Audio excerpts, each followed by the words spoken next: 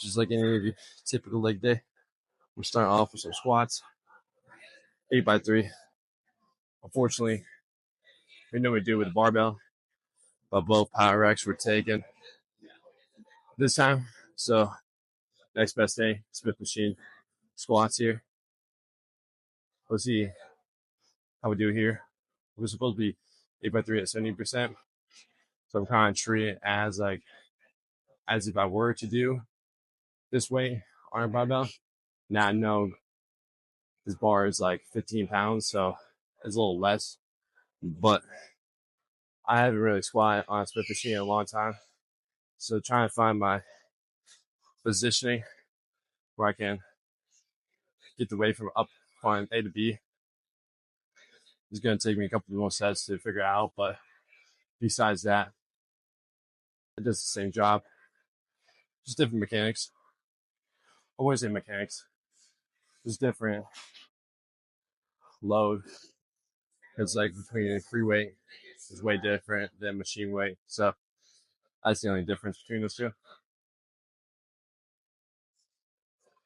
But out the squats, we RDLs, 5x3, dumbbell RFE, split squats, 3x8, half squat, 3x10, then ab rolls. That's the leg workout today.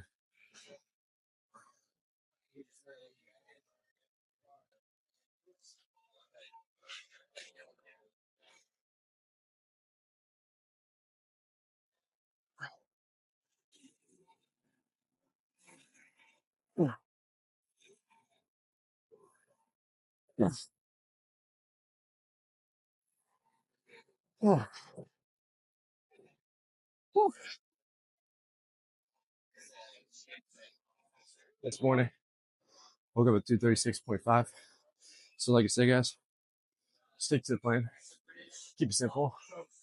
Don't need to go strive to get off your plan. Workouts, or you don't need to add extra workouts, extra hours of cardio, anything like that. Stick back to your plan. Again, like I said yesterday, those factors just come from extra sodium, inflammation, bloating, water weight. There's a lot more other factors to go into, but those are pretty much the 4 common ones. So, like I said, just don't go chaos when you see the scale go up. Again, the scale's not gonna be your best friend.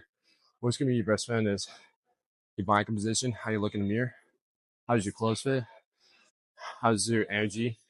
Are you having more energy than you did before? So there's other common factors that you can see versus just what the number is telling you. So at the end of it all, don't rely on the number on the scale. That's one factor compared to other ones that have many variables.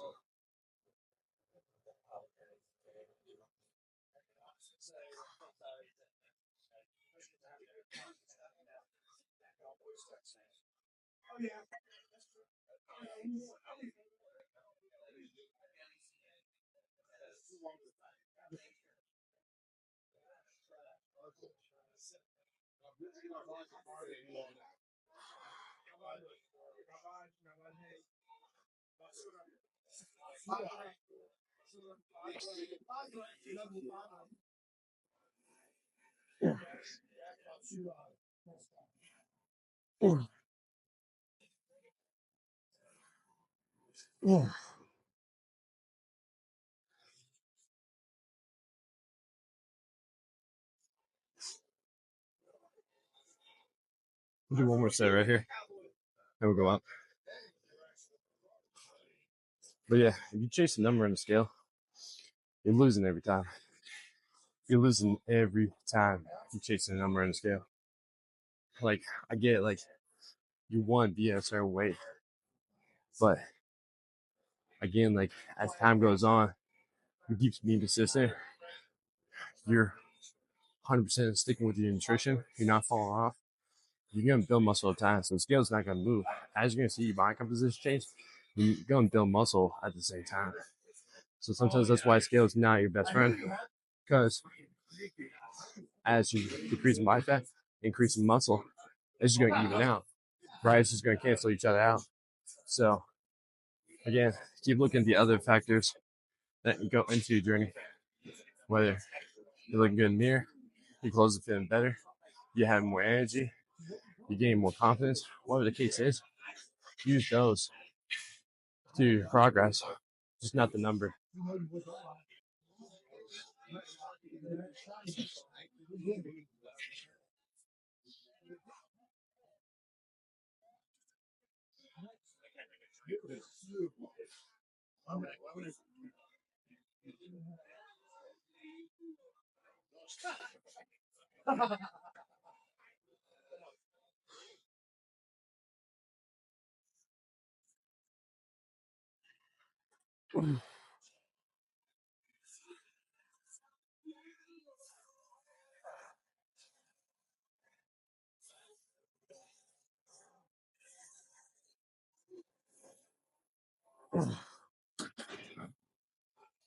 Hi. I'm gonna increase the weight here.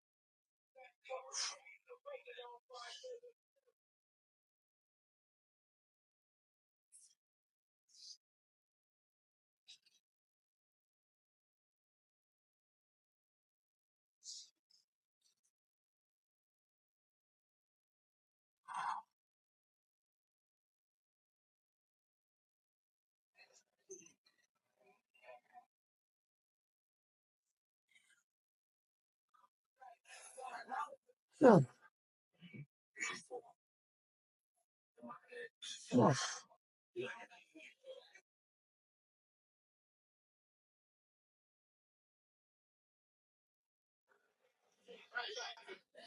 I was a little bit different.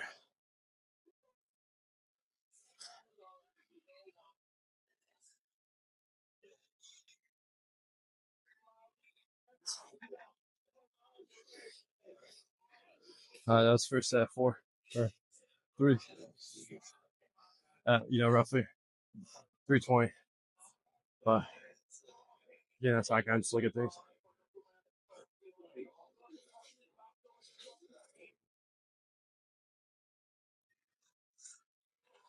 This morning, I got a full schedule, so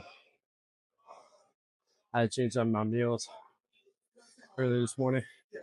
I had to combine my breakfast and my pre-workout snack in the mixture. I had to, because I wasn't gonna have enough time in between have breakfast and then with pre-workout snack, so I just combined the two. So again, my breakfast consists of 140 grams egg whites, 3 whole eggs, 3 ounces of rice, and then added in my pre-workout snack, which is 2 cups of blueberries, 32 grams of peanut butter, banana, and a protein shake. So I was able to probably get close to 1,000 calories, about 90 grams of protein. I'll say over 100 grams of carbs and about 30 grams of fat right there. But I give myself about an hour 15 to let my body digest it. So, because again, I'll explain to you after this set.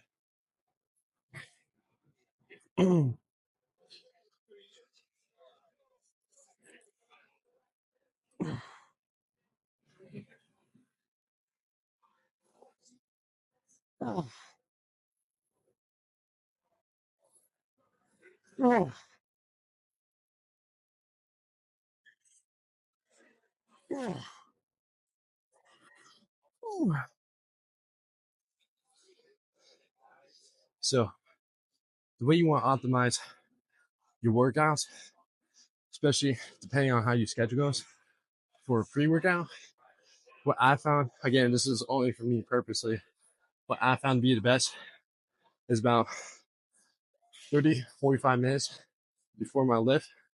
I have, again, 2 cups of blueberries, 32 grams of peanut butter, and a protein shake and a banana. What I found out is that's like been the best working soup for me when it comes to pre-workout meal because it's something that's quick, it's easy, it's digestible, and on top of that too, protein again like protein shake. It doesn't take long to break that down, so it's quick absorption. The fruit is a great carbohydrate source, and on top of that, you get the natural sugars. So you get sugar that supplies the energy a little bit longer. So you push yourself in the weight room, you push yourself in your sets and your reps. That fruit is going to help, and that sugar is going to help you coast or keep going till that session is over. And after the session, you're not going to be crashing out. You're still going to have energy left over because of the benefits of fruit and the natural sugars. As opposed to if you had to refine sugar, you might get the energy, but then like halfway or later on, you're gonna crash. You're gonna feel tired. You're gonna feel like shit. So that's why there's a difference between like natural sugars and refined sugars.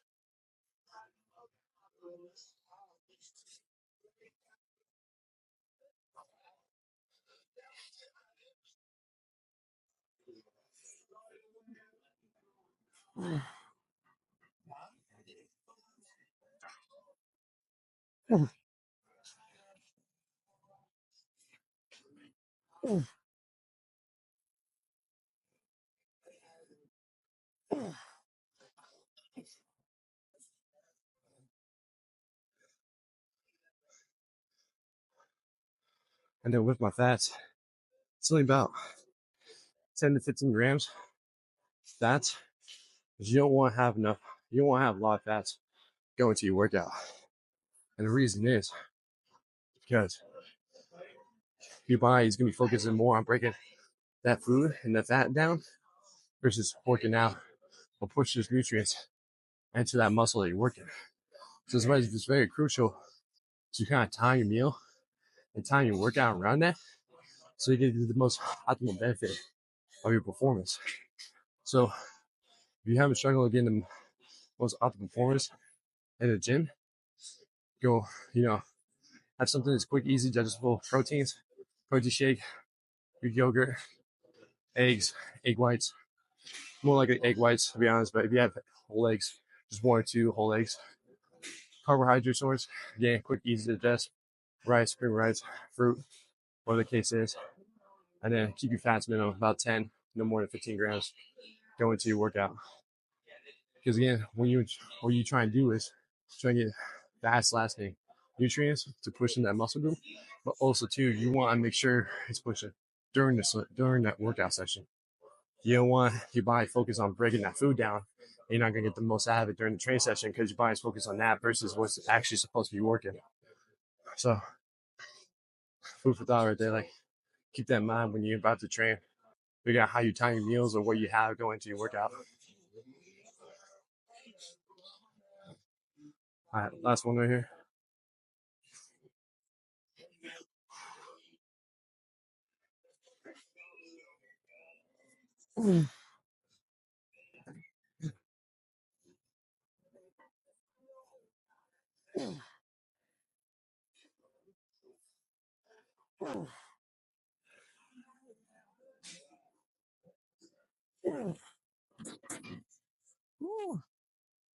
All right, we're gonna shut this down. Always anytime. Except for RDLs.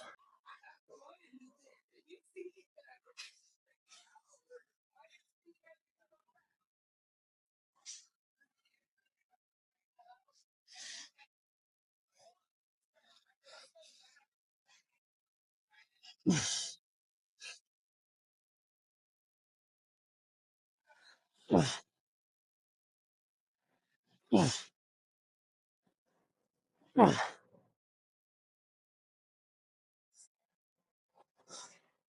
right. Barbell RDLs. Thankfully, we got the squat rack open. As I can say, I like doing barbells way better than certain machines. I just get better motion and contraction doing so. Again, I can also push away or correct form. That's why I like doing this. But again, we're doing 5x3. I'm doing about 75%, so a 550. Down the road, if it does happen, we're gonna try to push for 600 RDLs. That's the goal. I like to do that. I don't know why. Like, it's crazy. Like, even like with me hurting my back, spraining my SI joint, having fucked up hips, I never really thought I'll be able to do this move again or really enjoy it. But again, like ever since I took the 2 years plus to really like draw my ego, work on technique, form, work on making sure I'm contracting through the hamstrings, actually hinging through the hips, not just using my back to pull the weight up. It's gonna make a big difference. But at the same time too, I really enjoy this movement. I enjoy just RDLing or hinging in general. I don't know why. I've just always been strong with it.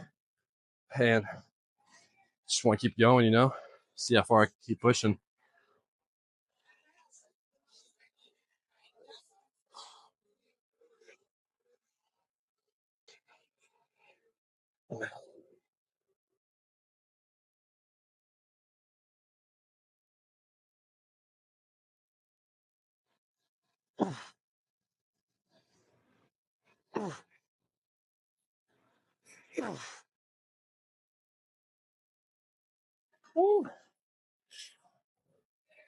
Feels good. Last set 3, about 440, 80% of it.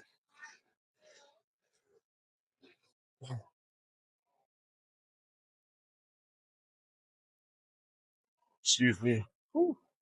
So you I hit the spot though.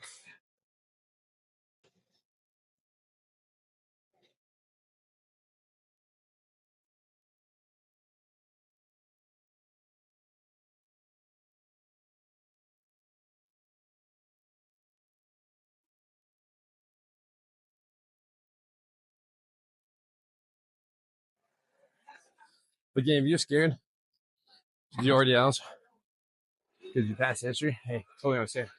I've been there before. But either get someone that can get you right, learn on yourself, however you'd like to do it.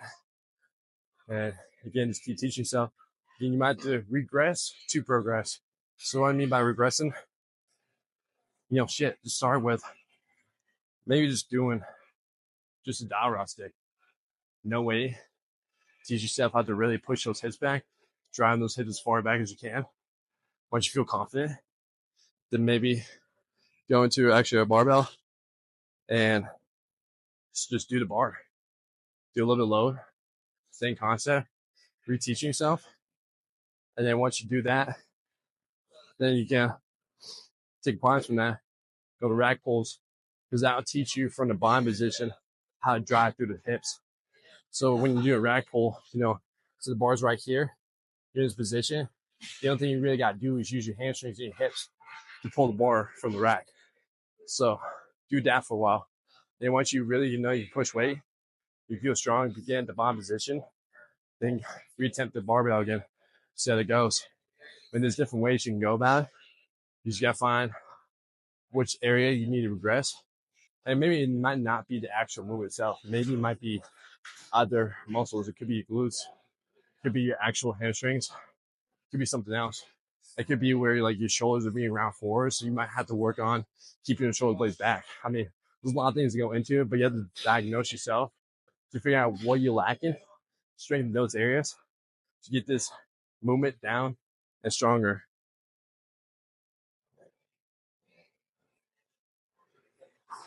All right, first set 3, 440.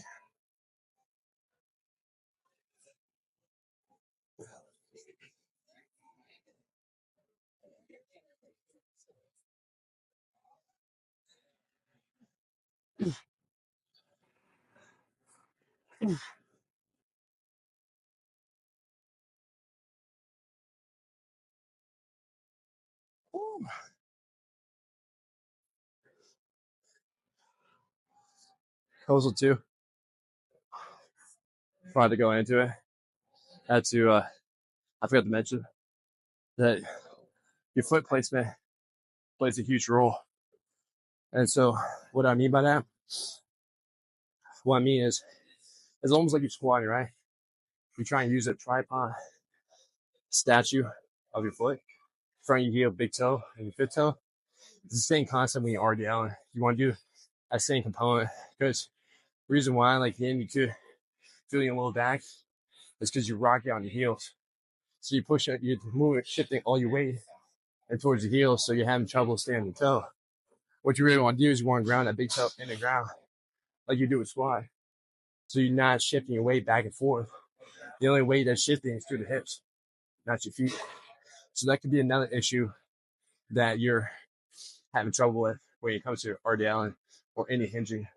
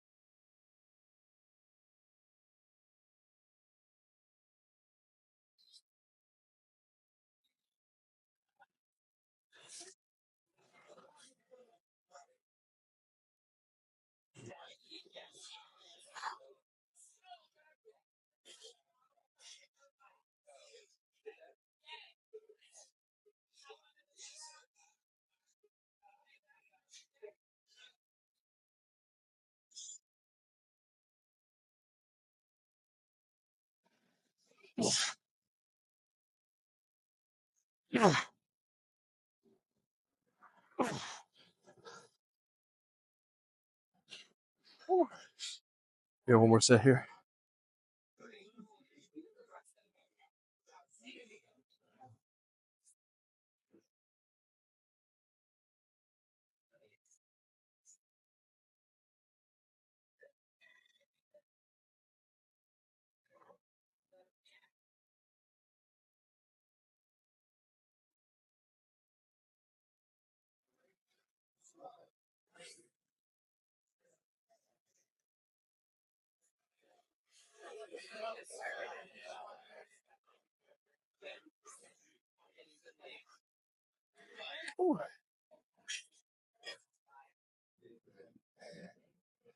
Also, surprisingly, my back isn't sore like I thought it was going to be, which is great. So it's allowed me to push some weight doing this movement. Not trying to have that feeling or that mind shift into that area because it feels sore. But it's not that strong.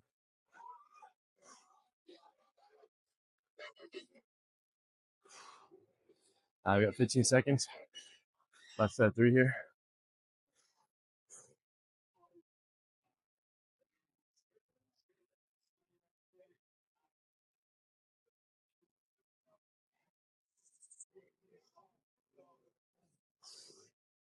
Here we go. Last set.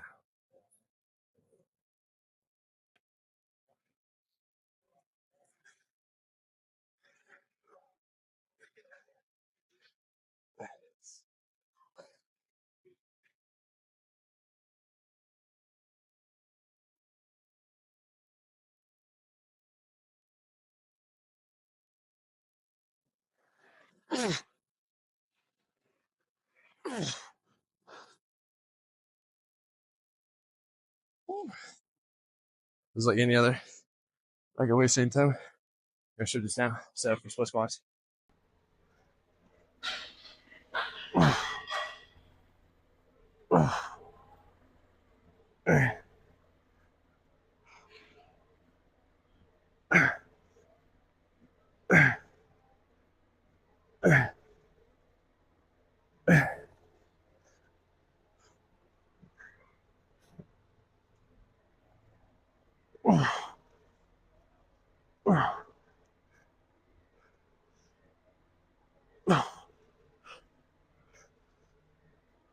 Yeah.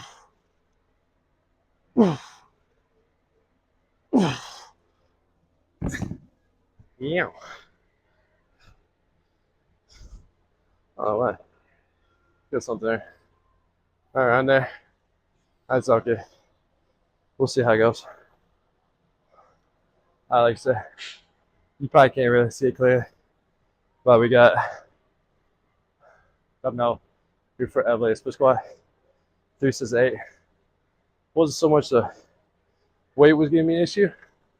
I just feel something across my freaking glute on top, going down my left leg. So we'll see how it goes. If it's gonna keep bothering me, I might just stick with that weight. So 65 wasn't much of an issue with me feeling some type in that area. Yeah, I'm not gonna push it. I'm not gonna try to aggravate as much more as I need to. It's crazy because I didn't feel during squats or RDLs. Only split squats, so who knows? But that's the human body. Sometimes it just gives you a big old fuck you sometimes. Just have to play around with it.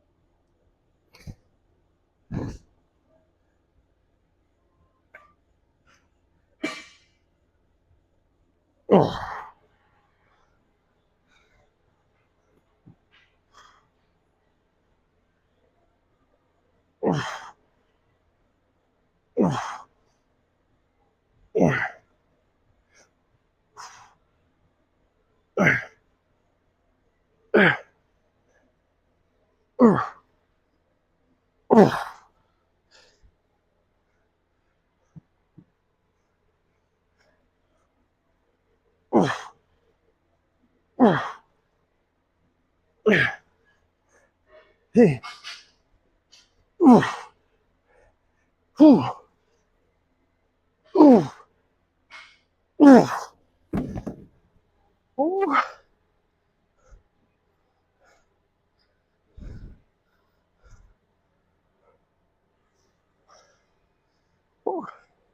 That's a good set right there.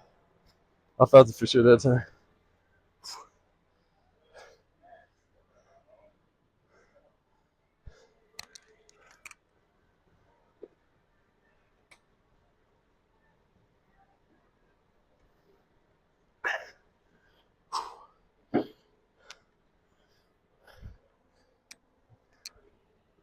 I got to write the numbers down.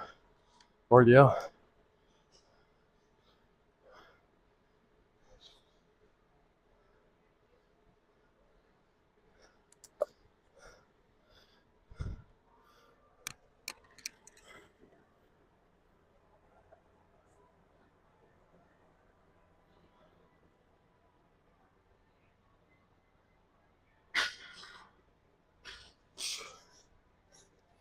Oh, 30 more seconds here. Like I said, I won't be talking much there. Single leg movements. It takes too much of your breath.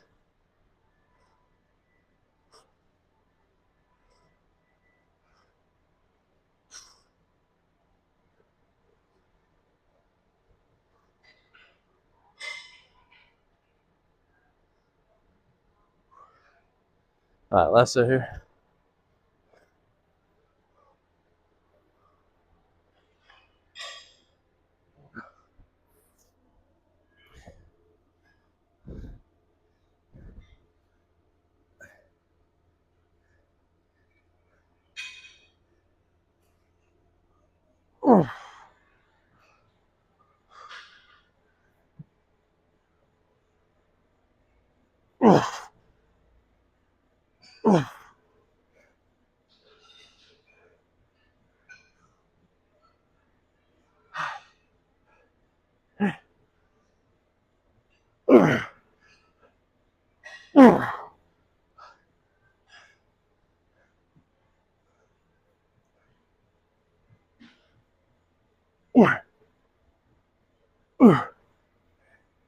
Hey.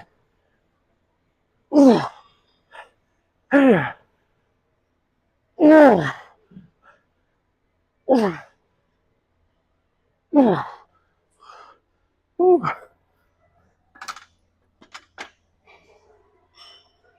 Oh. All right. That's it for a block. Oh. I can catch my breath. There for half squats.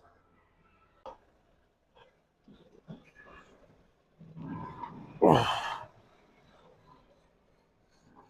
Oh.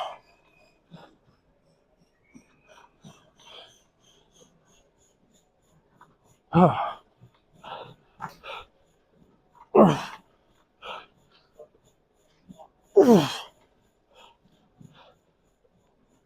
Oh.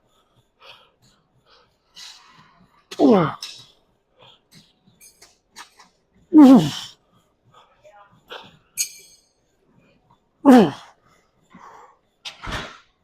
Oh. All right, we got hack squats. 3 by 10. Ooh. That's where they get me every time. Towards the end. It's hard to take the way. That fucks me up at last 2 or 3.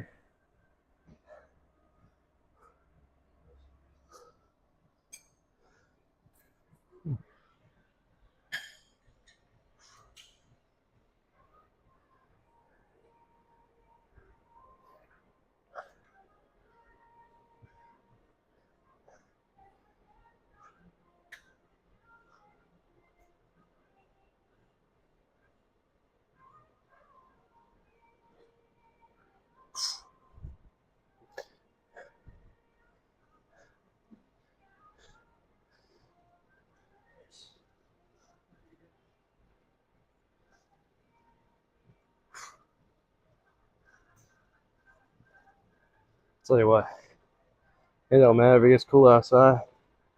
That gets hard in here.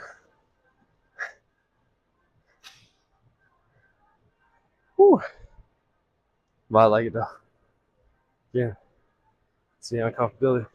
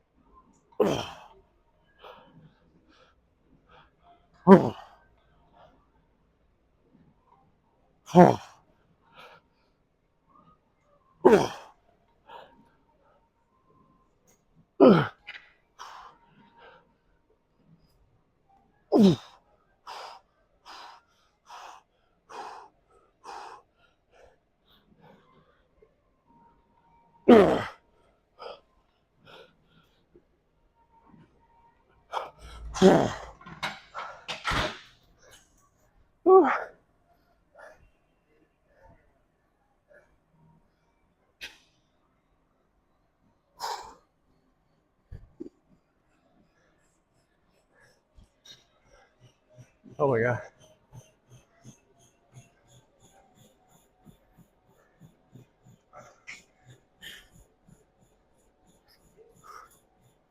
Yeah. Close to feel it for sure. Woo.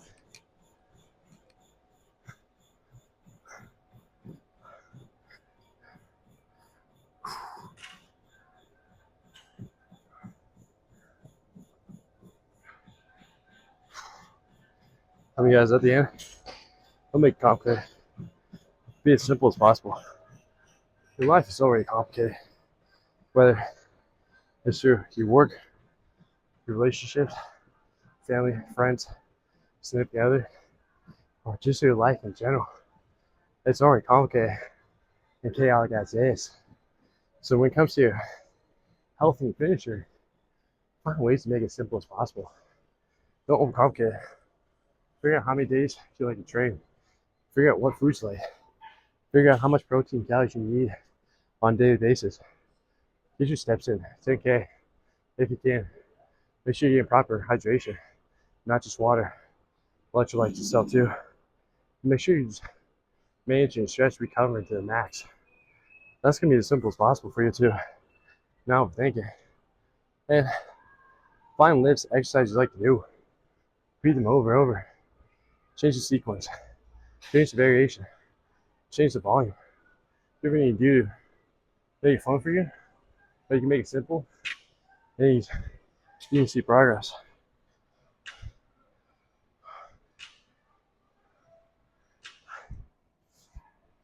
Oh my god, I said.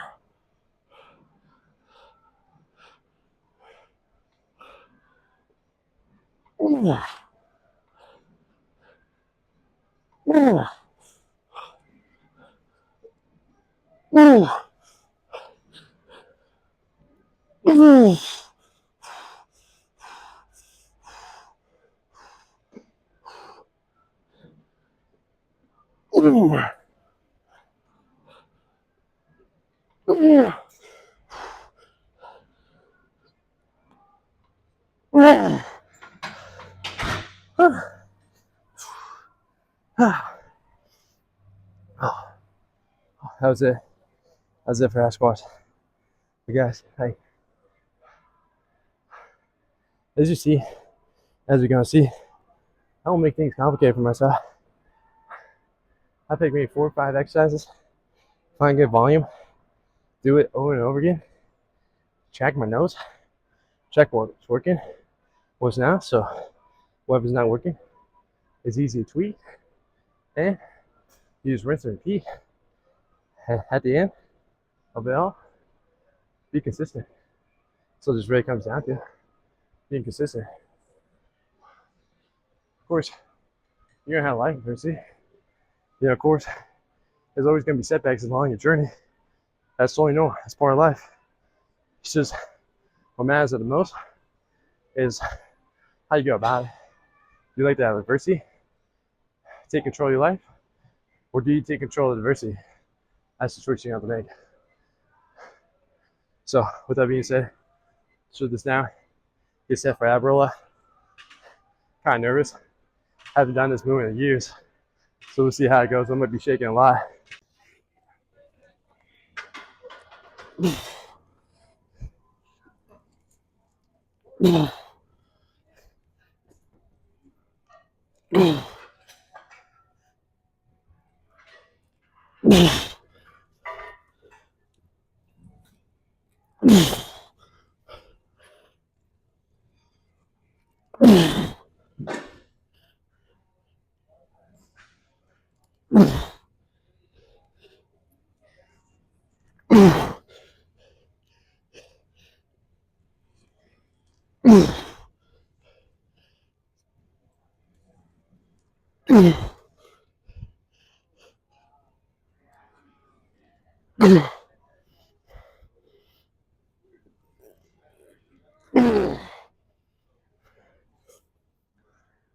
Oh, that wasn't too bad. But I know for sure my fucking core is gonna be feeling it for a goddamn week. Now, one way to do ab roller is, as you saw, I didn't bring my stomach all the way to the ground. That's not the objective. Objective is what you want to do is you want to rotate your pelvis. You want to rotate your pelvis. Posterior tilt. So again, kind of crunch in a little bit, but you want to keep a neutral spine as you're doing it too. So you're not anterior pelvic tilt extending back when you're doing so. So when you come out, you're able to just roll out, keep everything nice and rounded. So you focus on the core, not overextend on your back.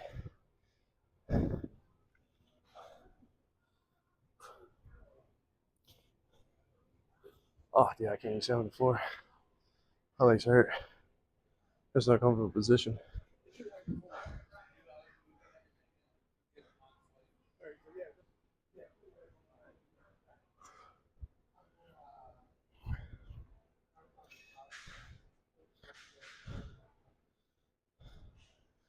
I got 15 seconds. Stick around.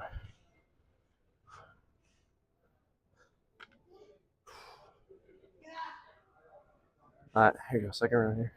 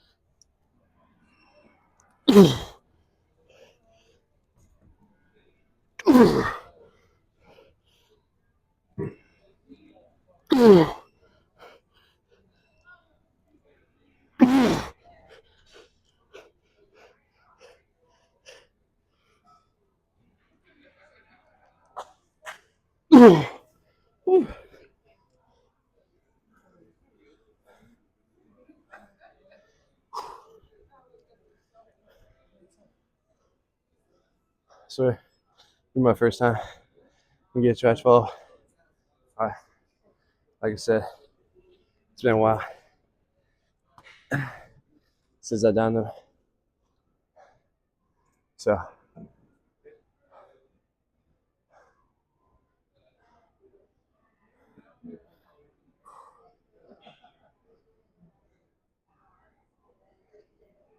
oh, my knees are rest. But most of the time, I hardly have to do abs. To be honest, quite frankly, you don't necessarily like you do all your core, as you see through the mind movements, compounds, anti-rotation, just strictly embracing your core the entire time. It's going to get engaged. It's not going to be directly, but you get your core strengthened over time. Now, again, there's other ways to do so. Get your core nice, strong, and toned. It's not going to be your Russian twist, not going to be your scissors kiss, not going to be all that bullshit. So you're going to be your ab rollouts, carries, farmer carries, single arm carries, plate carries, any type of load carries. And maybe the only additional factor is hanging leg raises. Those three categories are going to probably be the best substitute for core and just build that overall strength.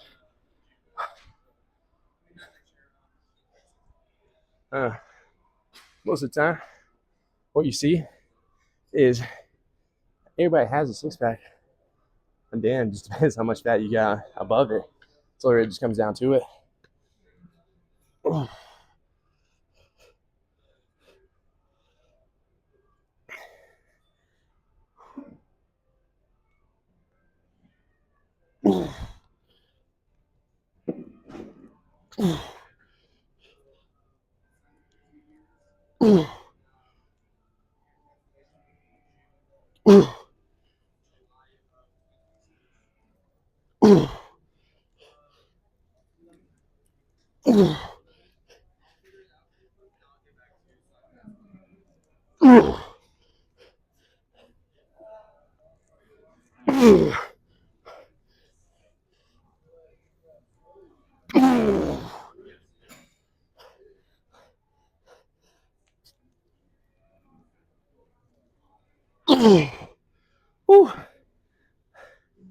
All right, guys. There you have it. As your leg workout, the bones, the core at the end. I'm dripping. Get myself clean up. Here for the longest day of my clients. Tomorrow we got chest and tris. Get a new face for that. So I'll catch y'all tomorrow.